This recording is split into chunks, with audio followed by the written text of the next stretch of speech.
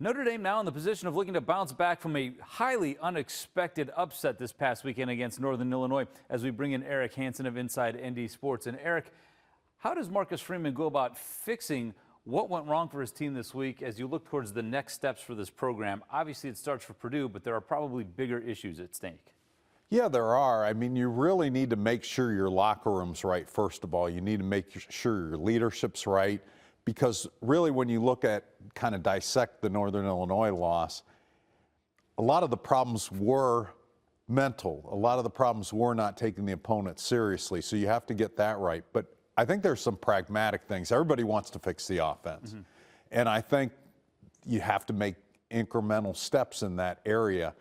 But there's some quicker fixes on the defense. Notre Dame really needs to emphasize stopping the run. Northern Illinois was able to control the ball.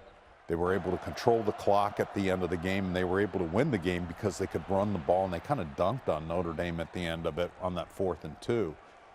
Purdue is one of the top running teams right now in a small sample size, but Notre Dame plays 6 of the top 25 rush offenses this year. So they really need to get the run defense fixed. And I think the fact that the run defense struggled this week certainly surprised me, because their defensive line is so talented. There's a bunch of guys that we think are going to play on Sundays there. At the risk of getting into coach speak here, as Notre Dame pursues what they want now to be an 11-1 season, because the big picture is still out there for them, the best thing they can do is go 2-1. So what do they need to do to beat Purdue this week?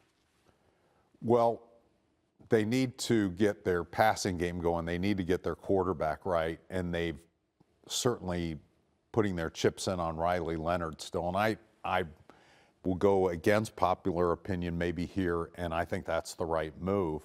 But they need to play up to their capabilities this week, and that's, again, a lot of that's going to be mental, but offense needs to progress. I mean, some of it was play calling, some of it was execution. I think it's too quick to hit the panic button on that, but their offense, paired with what I said was the fix on defense, needs to get it in sync and get where this team should be. This really is. I didn't vote for them in the top 25 poll this week. I'm an AP poll voter.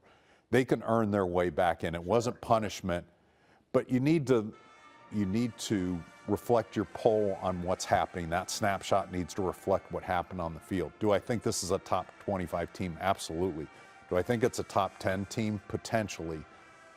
But that step needs to start this week. All right, and we'll get a chance to see if it does right here on WSBT-22. The Fighting Irish take on Purdue from West Lafayette in a 3:30 kickoff. And you can see that game live right here. Back to you.